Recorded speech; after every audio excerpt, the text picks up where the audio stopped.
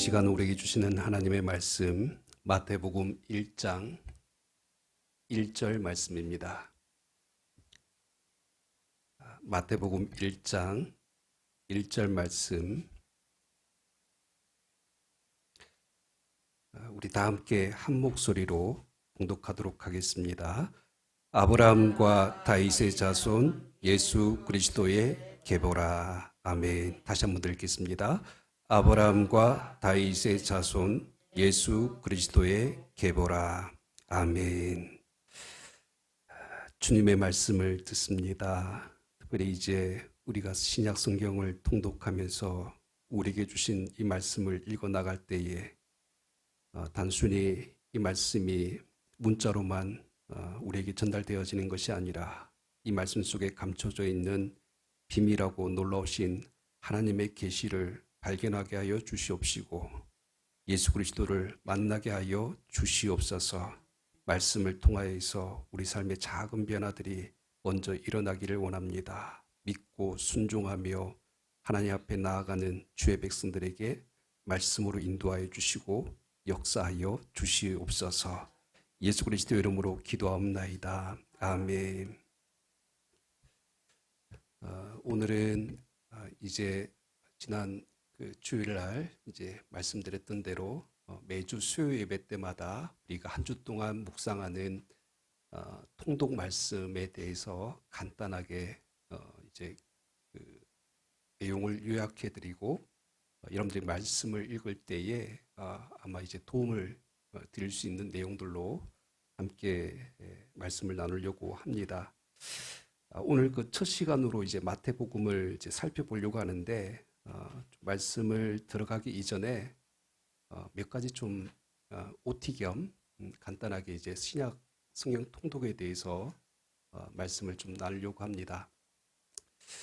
여러분 그 주보의 광고를 제가 그 성경 통독 캠페인이라고 좀 그렇게 썼습니다. 그럼 캠페인의 의미는 아시죠?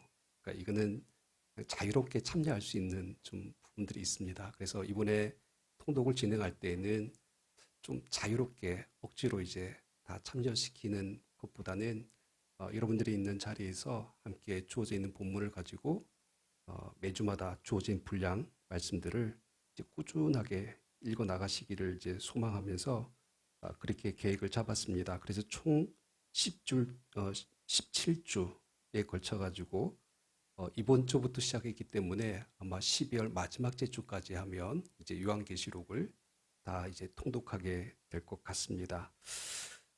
여러분 오늘 유인물을 좀 나눠드렸습니다. 그 내용을 가지고 같이 진행을 할 거니까 뒤에 유인물 안 받으신 분들이 있는 것 같아요. 전달해 주세요. 그래서 유인물 보시면서 같이 좀 진행을 하도록 하겠습니다. 맨 첫 장, 첫 페이지를 좀 봐주세요. 네, 유인물 가져올 겁니다. 여러분 혹시 지금 오늘까지 몇 장까지였죠? 마태복음 9장까지. 네. 여기서 이제 탄로가 납니다. 했는지 안 했는지. 많은 분량이 아니기 때문에 하루에 한 4장이나 5장 정도 그렇게 진행하면 될 것 같습니다. 자, 여러분 좀 간단하게 먼저 이 타이틀을 한번 보시면 맨 앞장에 시대순으로 읽는 신약성경 읽기표라고 좀 이렇게 표시를 했습니다. 그래서 각 주마다 이제 범위가 있는데 이 범위는 여러분 좀 신약성경이 총 몇 권이죠? 27권 이제인데 그 순서대로 읽는 것은 아닙니다.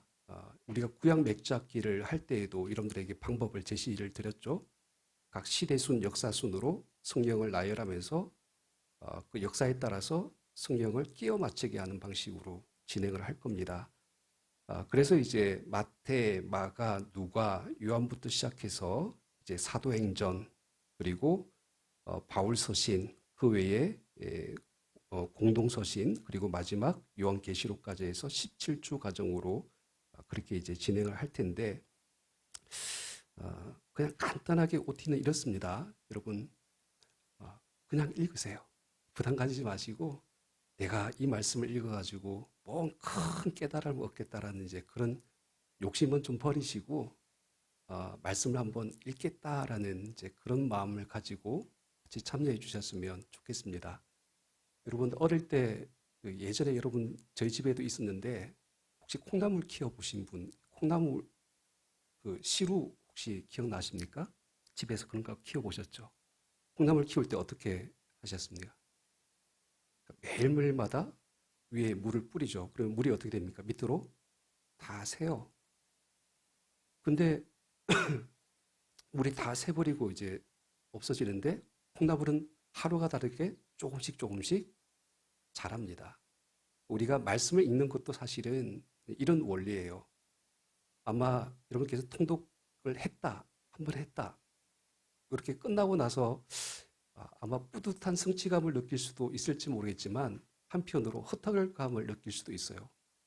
머릿속에 뭐 남는 게 있어야지. 뭐 이런 생각이 들 수도 있습니다. 근데 여러분, 말씀은 읽고 듣는 것 자체를 통하여서 조금씩 조금씩 우리의 믿음을 자라나게 합니다.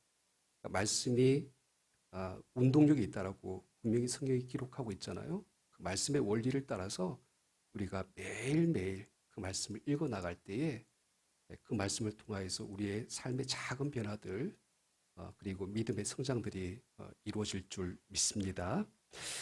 그래서 여러분 이제 성경 통독은 이제 이렇게 진행을 할 텐데 먼저 여러분들께서 있는 장소 그러니까 가정이나 일터나 정해진 시간에서 그리고 구별된 장소에서 말씀을 읽어 나가시면 되겠습니다. 혹시 개인적으로 말씀을 좀 읽기가 어려우신 분들은 이번 주 그 저희 교회 채널 카카오톡 채널을 통하여서 말씀 올려드린 거 혹시 확인하셨나요?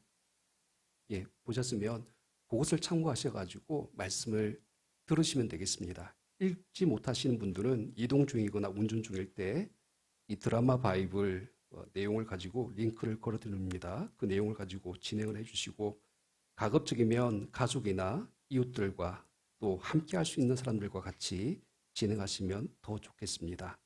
그리고 이제 매주 수요 예배 때에는 이제 통독 요 내용을 가지고 한 주 동안의 분량의 말씀에 대해서 이제 요약을 해드리고 강해를 해드리도록 하겠습니다. 이 내용도 여러분 이제 저희 유튜브 채널 공개를 다 합니다.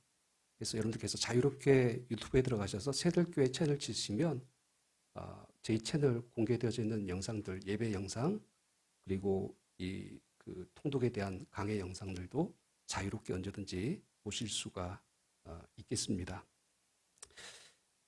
일주일에 5일입니다.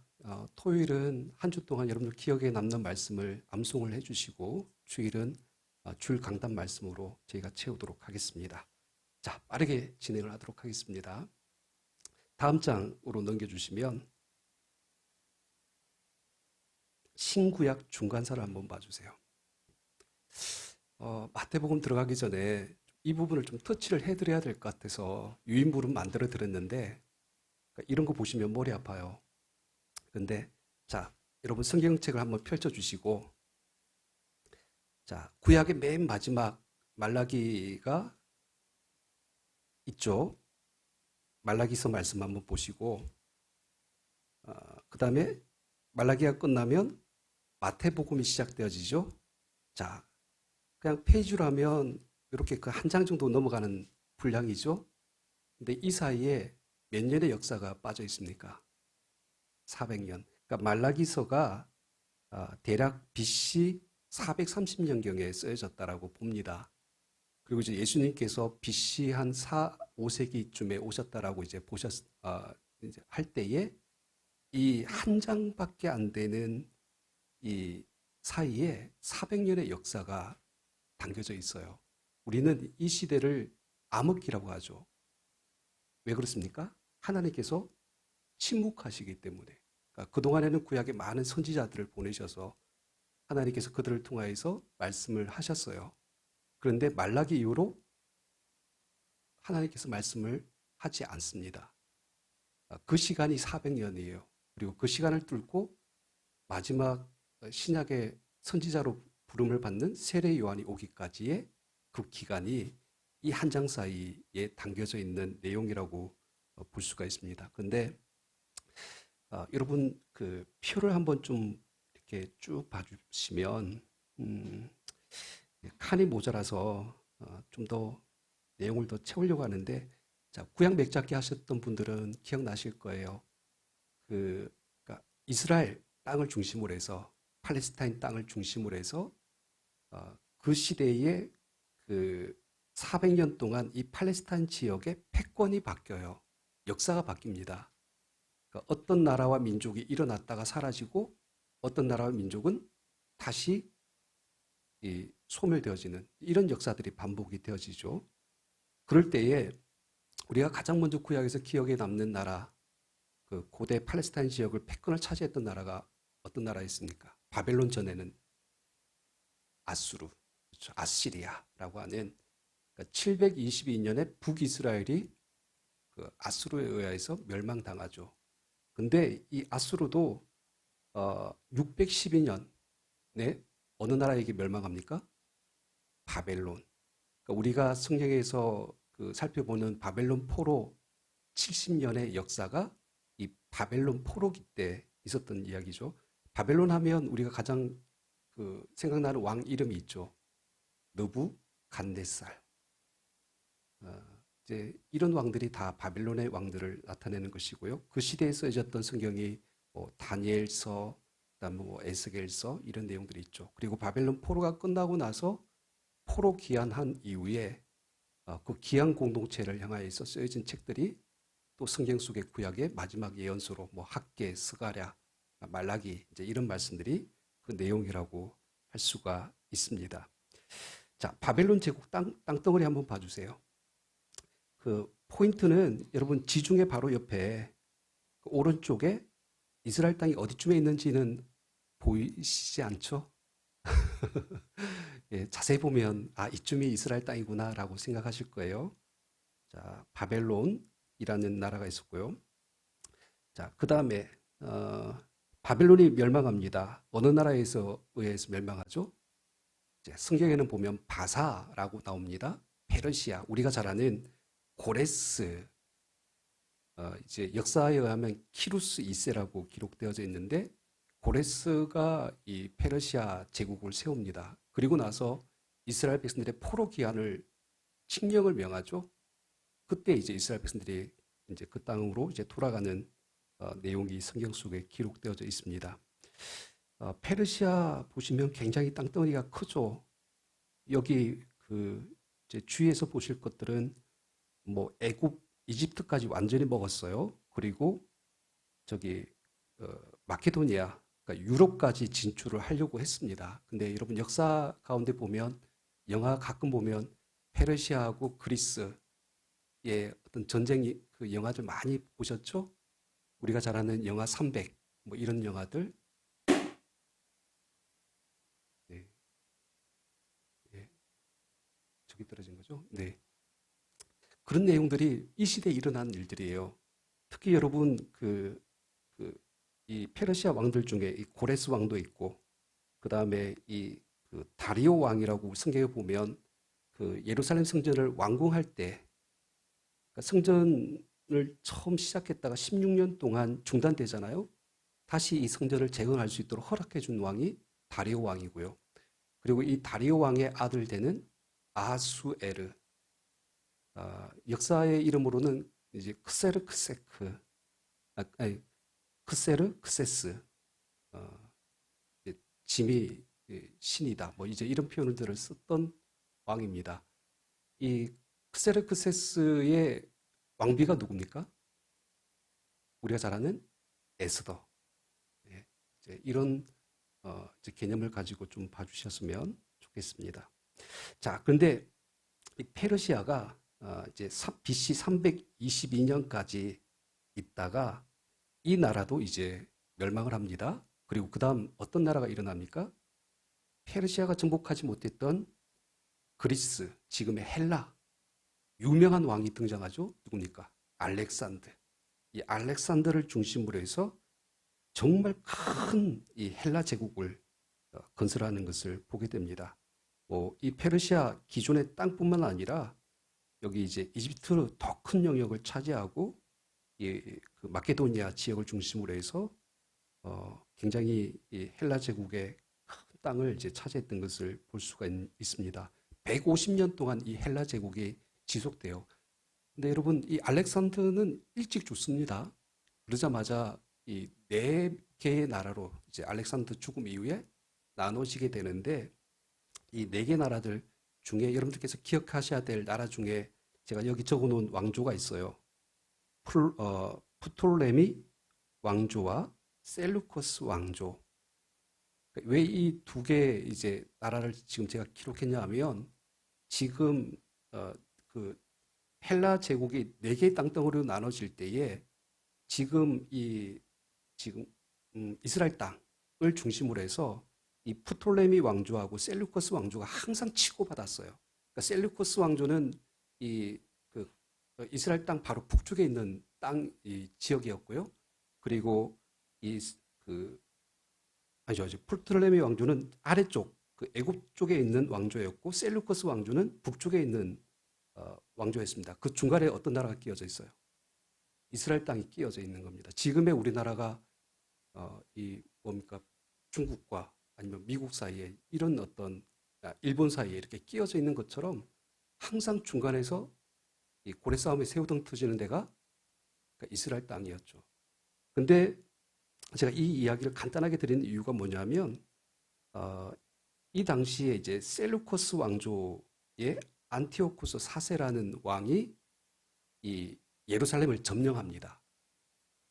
그리고 나서 어떤 짓을 하냐면 예루살렘 성전을 완전히 이제 더럽힙니다. 우리가 혹시 들어보셨을 거예요.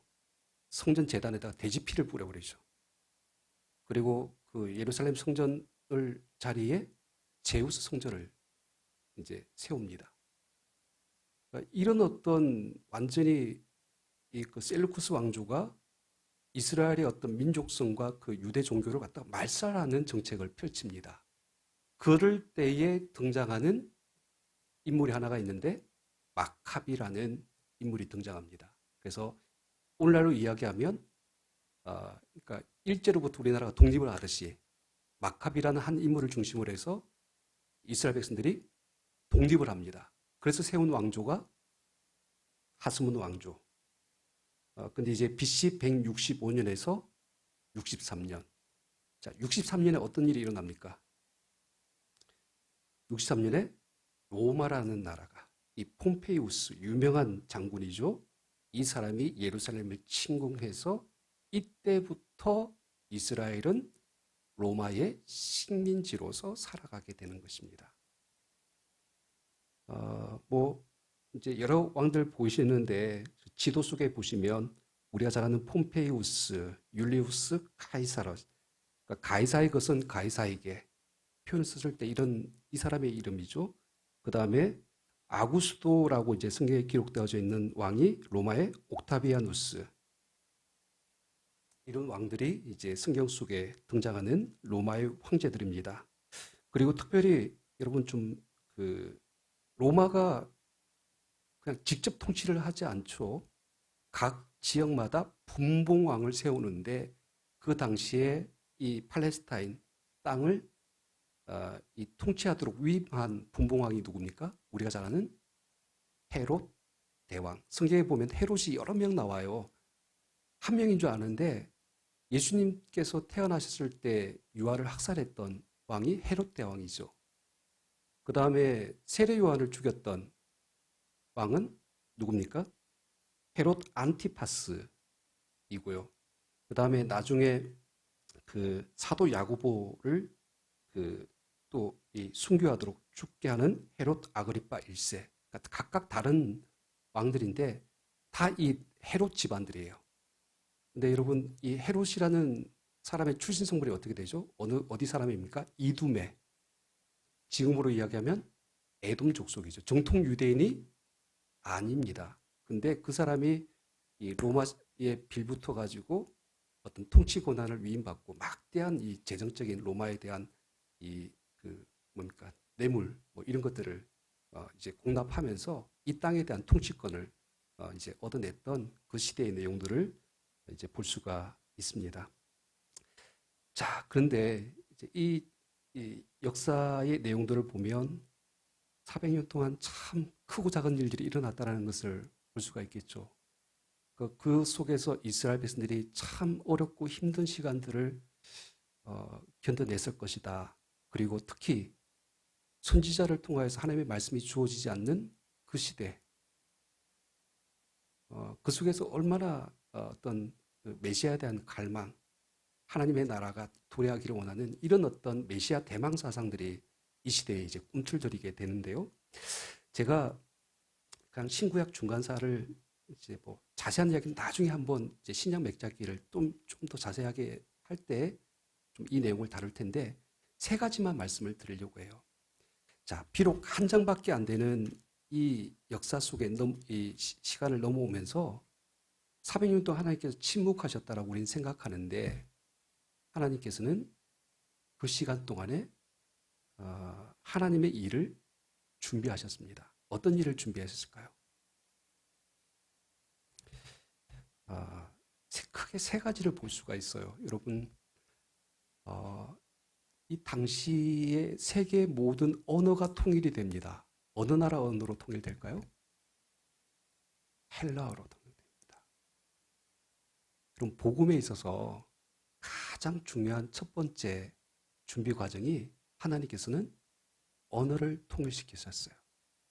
그래서 그 복음이 유대인뿐만 아니라 사마리아와 땅끝까지 이룰 수 있도록 이제 그런 어떤 역사적인 어떤 문화, 경제 모든 것들이 헬라 문화로 이렇게 하나로 이렇게 통일될 수 있도록 하셨다는 것이죠. 여러분, 여러분 그 성경의 히브리어를 헬라어로 번역한 70인 번역본이라고 있어요. 이때가 언제냐면 바로 이 그 헬라 제국 때, 이 프톨레미아 왕조 때에 이 70인 번역본이 만들어집니다. 구약 성경이 헬라어로 번역되어져서 많은 사람들에게 읽혀지게 되는 이런 과정들이 있었다는 것이죠. 그리고 이제 두 번째로 앞서 여러분 마카비 혁명 그 하스몬 왕조 제가 말씀을 드렸죠. 근데 이때 대략 한 100여 년 밖에 되지 않는 이 시간들 동안에 어떤 일이 일어나냐면 여러분 우리가 잘 아는 성경 속에 신약 성경에 나오는 바리새인, 사두개인, 또 뭐 열심당원, 헤롯 당들, 그 다음에 이 뭡니까 에세네파, 뭐 이런 어떤 경건주의 운동들이 일어납니다. 그러니까 안티오쿠스 4세가 성전을 더럽혔잖아요. 그것을 기점으로 해서 다시는 이 땅에 어떤 악한 우상들이 자리 잡지 않도록 민족들에게 어떤 이스라엘 민족 안에서 각성운동이 일어나는데 경건주의 운동으로 나타납니다. 그때 이제 많은 분파들이 있었는데 이제 예수님 당시에 나타나는 뭐 바리새인과 사두개인과 뭐 이런 서기관과 대제사장 계열의 이런 경건주의의 여러 분파들이 이때 만들어지는데 이들의 기본적인 사고는 뭡니까? 메시아 대망 사상입니다. 복음을 위하여서 최고조로 메시아의 임재를 기다리고 있었다는 것이죠. 그리고 세 번째로 로마 제국을 통하여서는 하나님께서 무엇을 예비하셨을까요? 모든 길은 어디로 통합니까? 로마로 통하죠. 길을 만드셨어요. 로마는 전복 전쟁을 위하여서 길을 만드는 나라였어요. 근데 그 길이 복음을 위한 길로 사용되어지는 것이죠.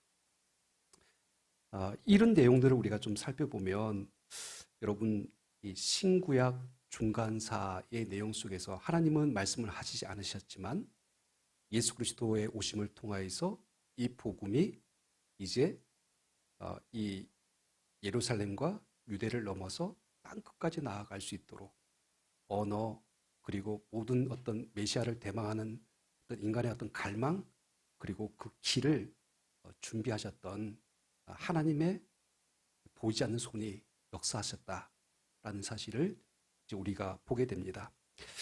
그리고 마지막으로 좀 이런 부분들도 한번 정리하고 싶은데요. 이 신구약 중간사를 보시면 아, 이제 왜 이 복음서가 사복음서인지를 좀 알 수가 있어요. 여러분, 복음서면 다 복음서지 왜 네 권이나 필요할까요? 왜 복음서가 네 권이어야 될까요? 각각의 수신자가 틀립니다. 자, 예를 들어서 이 메시아를 갈망하는, 대망하는 유대인들에게 위하여서 어떤 복음서가 쓰여집니까? 마태복음이 쓰여지는 거예요. 그래서 마태복음을 보면 그 메시아는 왕으로 오신 예수 그리스도의 모습을 나타내고 있죠. 그리고 이 헬라인들, 이방인들을 위해서 쓰여진 성경이 있죠. 어떤 성경입니까? 복음서? 누가복음이죠. 누가복음 자체가 이미 그렇게 목적을 가지고 쓰여집니다. 그래서 이 누가복음의 예수를 나타내는 단어는 인자입니다. 인자.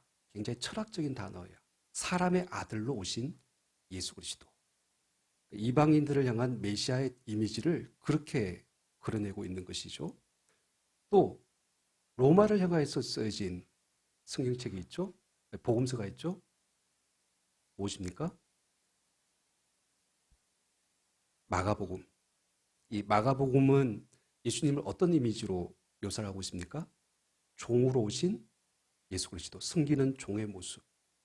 한편으로 이 로마라는 황제와 대립되어지는 고난받는 종의 모습으로 온 예수님의 모습을 대조하면서 당시 그 모든 패권과 시대의 중심에 있는 로마의 심장부를 향하여서 복음이 쓰여진 책이 이제 마가복음이다라고 볼 수가 있습니다.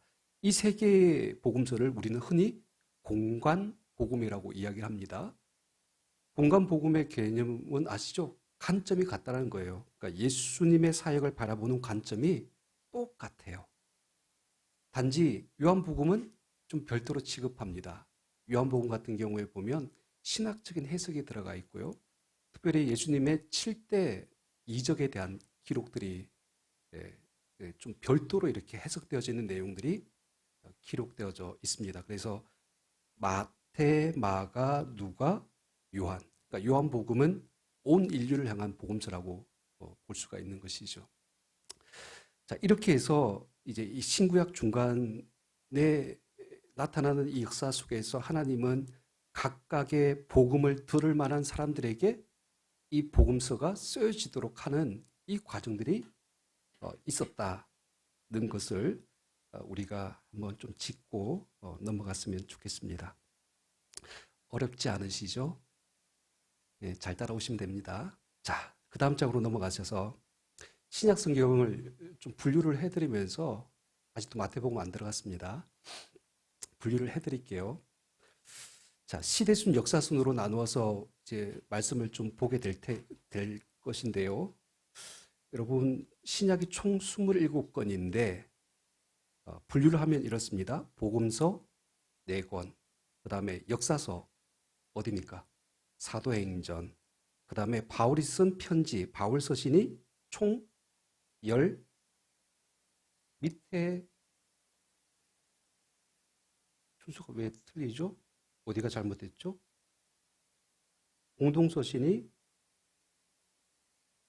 7권인데 둘, 넷, 여섯, 8권인데 맞네요. 13권입니다. 바울 서신은 13권, 일반 서신이 7권이 맞습니다. 그 다음에 마지막 예언서가 있습니다. 요한, 계시록. 맞나요? 13. 바울 서신 13권. 숫자가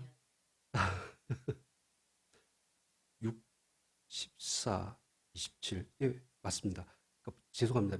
위에 거하고 밑에 거하고 좀 틀려서 밑에 걸 확인해 주시면 되겠습니다. 밑에 거. 자, 복음서 4권, 역사서 1권, 바울서신 13권, 그 다음에 일반서신 8권, 그 다음에 예언서 1권으로. 자, 그렇게 이제 보시면 되겠습니다. 자, 그런데 복음서를 보실 때에는 여러분, 제가 이렇게 정리를 해드릴 거예요. 예수님에 대한 복음서의 기록들이잖아요. 그러니까 예수님의 생애에 대한 기록입니다. 그러면 이 내용을 가지고 시간 순으로, 시대 순으로 이 말씀을 볼 텐데, 좀 그러려면 마태, 마가, 누가, 요한복음 왔다 갔다 해야 돼요. 어떤 말씀에는 있는 사건이 있고 없는 사건이 있고 약간 차이점이 있을 수 있는데, 그런 부분들을 조금씩 이제 구분을 해드리도록 하겠습니다. 그 다음에 우리가 살펴보는 내용이 뭐냐면 사도행전입니다. 자, 사도행전을 볼 때는 어떻게 볼 것인가? 자, 사도행전에 지금 우리가 주일 강단에서 말씀을 나누고 있는데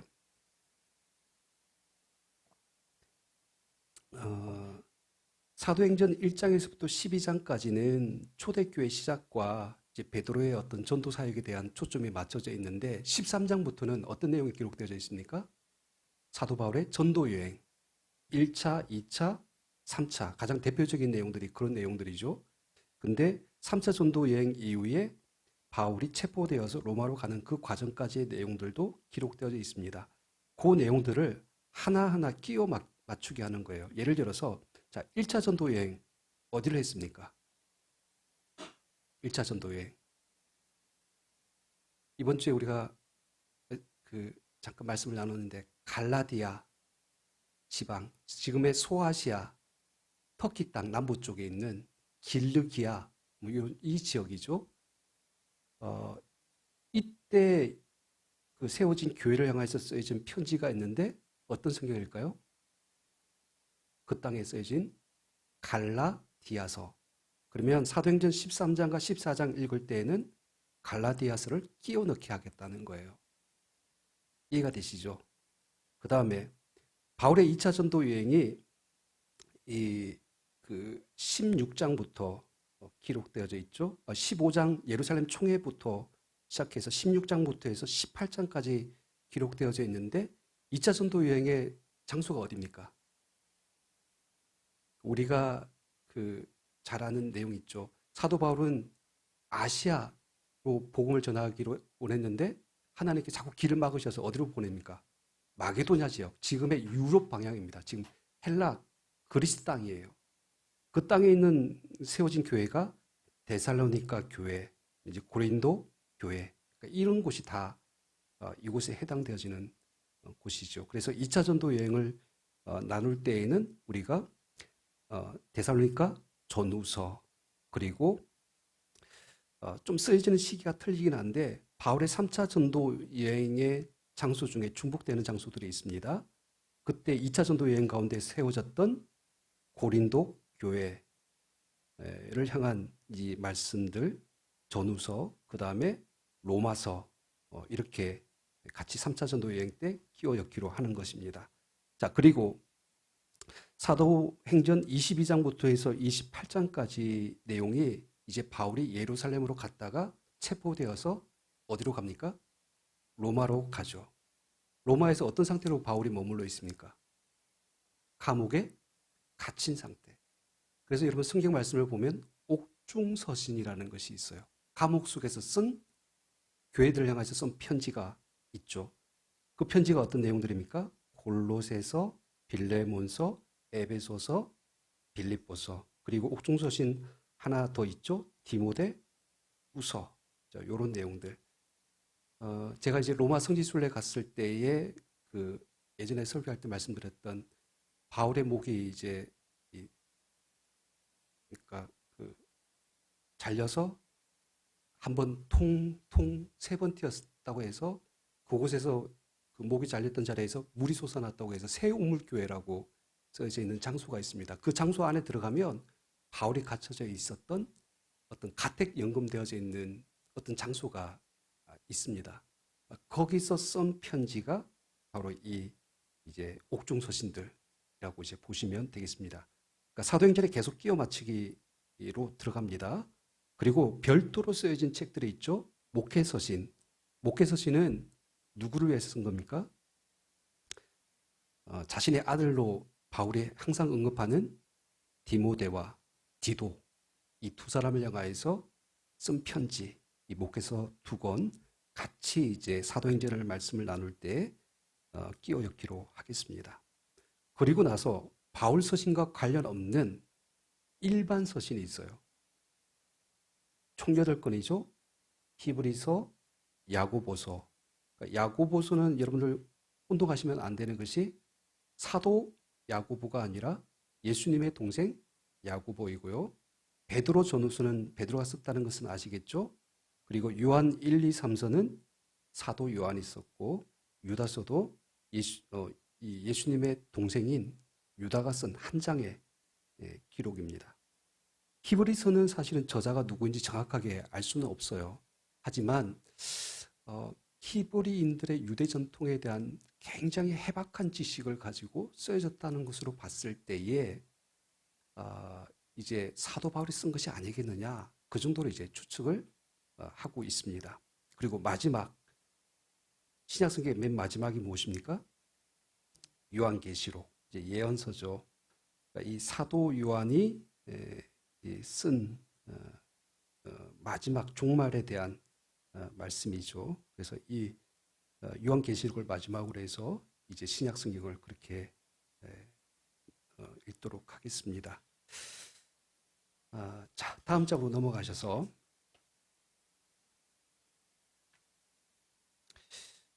예수님의 생애 시간순에 대한 부분들은 한번 참고해 보셨으면 좋겠고요. 그 다음에 바로 5페이지로 넘어가셔서 마태복음의 구조를 좀 같이 보겠습니다. 마태복음의 구조를 보실 때, 자, 그러니까 여러분들께서 뼈대를 한번 세우신다라는 생각을 가지고 이렇게 생각해 주셨으면 좋겠습니다. 자, 예수님의 공생애가 몇 년이죠? 공생애. AD 27년에서 AD 30년, 3년 정도로 사역을 보고 있습니다. 그러면 성경의 내용을 보면 예수님께서 공생애를 시작하기 전까지의 내용이 기록되어져 있는 내용들, 그러니까 예수님의 탄생과 그리고 예수님의 어떤 공생애를 준비하는 뭐 세례를 받으시는 이런 사건들, 그리고 광야에서 시험을 당하시는 이런 내용들이 기록되어져 있는 성경이 있고 그렇게 기록 안 된 성경들도 있다는 거예요. 예를 들어서 예수님의 탄생과 이런 세례와 족보에 대한 이야기들이 마태복음과 누가복음에만 기록되어져 있죠. 그 차이점이 있습니다. 이제 그런 내용들을 좀 한번 봐주셨으면 좋겠고, 그 공생의 준비 기간을 기점으로 해서 그 다음에 어떻게 시작됩니까? 예수님의 공생애가 어떻게 장소가 이동되어지죠? 초기 어디에서? 유대 지역에서 활동했던 사역들이 있습니다. 그러니까 세례 요한이 죽기 전까지의 시간입니다. 그 다음에 이제 예수님께서 세례 요한이 죽자마자 어디로 이동하십니까? 갈릴리로 이동하시죠. 그래서 갈릴리 중심으로 해서 1차 사역을 진행하십니다. 그리고 또 갈릴리를 중심으로 해서 2차, 3차의 사역들이 진행되어집니다. 모든 공생애의 대부분의 시간이 어디에서 활동하십니까? 갈릴리. 자, 그리고 이 갈릴리에서 사역을 마치고 가이사라 빌립보에서 여기서부터 출발 땡 해가지고 예수님께서 예루살렘으로 이동해 오시는데, 그때의 6페이지의 말씀을 보면 후기 유대와 베레아 지역에서 활동하셨던 사역들에 대한 내용들이 기록되어져 있고요. 그리고 이제 예수님께서 예루살렘으로 입성하시고 나서부터 어떤 일이 일어나죠? 예수님께서 십자가에서 죽으시고 부활하시기 전까지의 며칠입니까? 한 주간의 기록이 성경 속에 기록되어져 있습니다. 자, 그럴 때 참 재미있는 것들을 발견하게 돼요. 여러분, 그 마태복음을 보시면 예수님의 공생의 사역이 몇 장부터 시작되어집니까? 4장 12절부터 시작되는 거 보이시나요? 처음부터 그냥 순서대로 가겠습니다. 왔다 갔다 하니까 힘드시죠? 자, 마태복음 9절을 한번 보세요. 자, 아브라함과 다윗의 자손 예수 그리스도의 계보라라고 하면서 1장에 뭐가 시작되어집니까? 예수님의 계보, 족보가 시작되어지죠. 그리고 마리아를 통하여서 수태고지 내용들, 그리고 예수님께서 그 마태복음 2장에 탄생하신 이야기, 하지만 헤롯이 예수님을 죽이려고 하니까 애굽으로 피신했던 이야기, 그리고 이제 예수님께서 다시 애굽에서 나사렛으로 돌아오셨던 그 내용들이 이제 마태복음 2장까지 기록되어져 있고요. 그리고 마태복음 3장에는 어떤 내용이 나와 있습니까? 세례 요한 이야기를 잠깐 언급하면서 그 예수님께서 세례 요한에게 세례를 받으시는 이야기, 그리고 예수님께서 광야에서 시험을 받으신 이야기가 3장, 4장에 걸쳐 가지고 쭉 기록되어져 있습니다. 이때까지는 어떤 기간이에요? 공생애가 시작되지 않았던 예수님의 공생애 준비 기간들.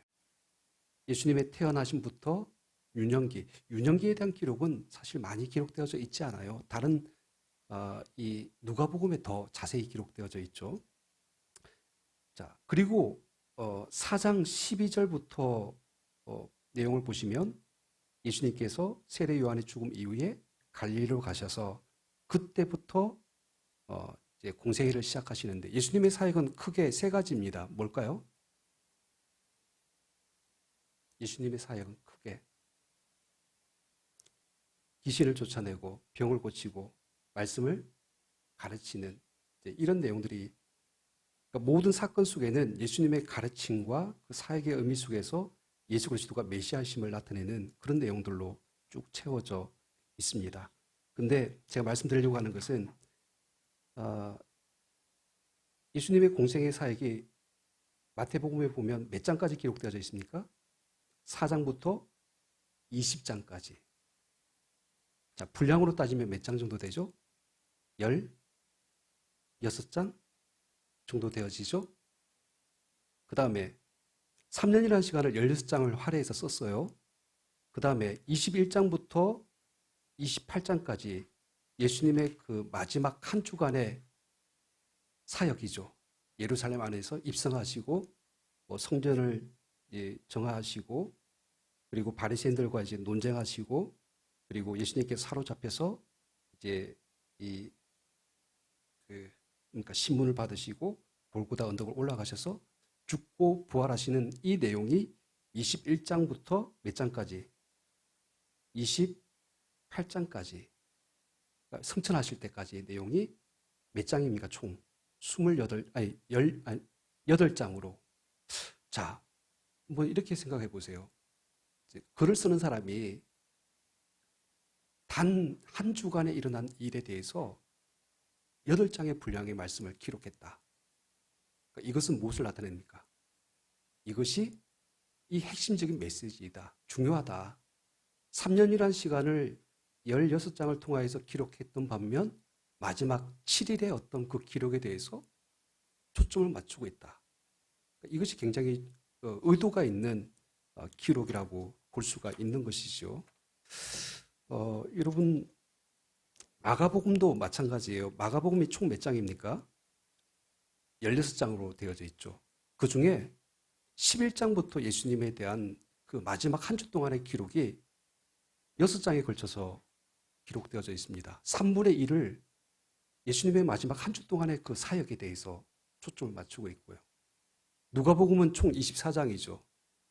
19장부터 예루살렘에 입성하는 이야기가 기록되어져 있습니다. 그래서 19장, 20장, 21장, 22장, 23장, 24장, 6장, 6, 4, 24니까 4분의 1 정도를 분량을 한 주 동안의 예수님의 그 사역에 초점을 맞추고 있고, 요한복음은 총 20장이죠.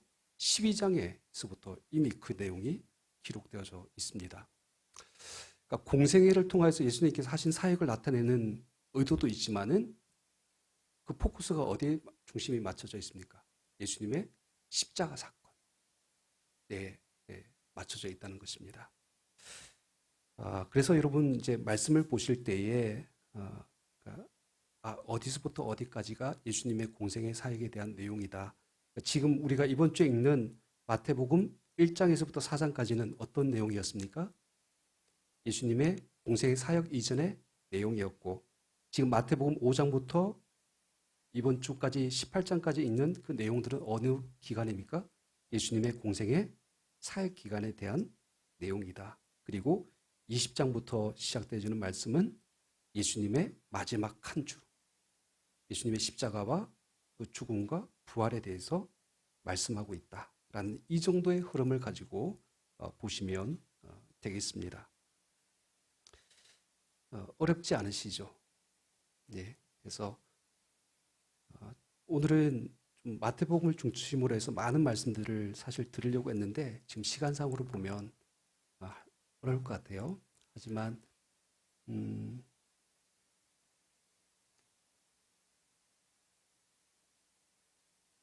적어도 말씀을 읽으실 때 내가 어디쯤에 어떤 내용을 읽고 있다라는 것을 좀 보고 진행해 주셨으면 좋겠습니다.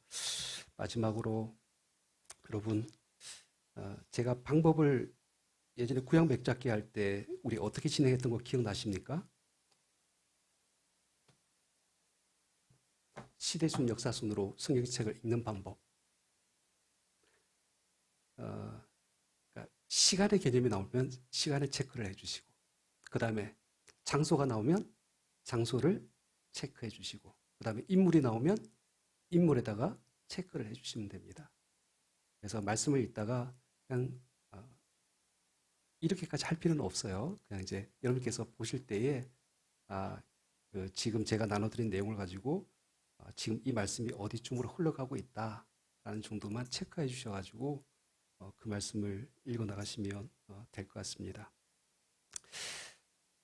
예, 굉장히 시간이 길어졌는데요. 여러분 마지막으로 이 말씀을 좀 나누고 싶어요. 이번 주 이제 월요일에 제가 건강검진을 받았고 제 처가 이제 어제 건강검진을 받았는데 제가 걱정했던 일이 이제 발생을 했어요.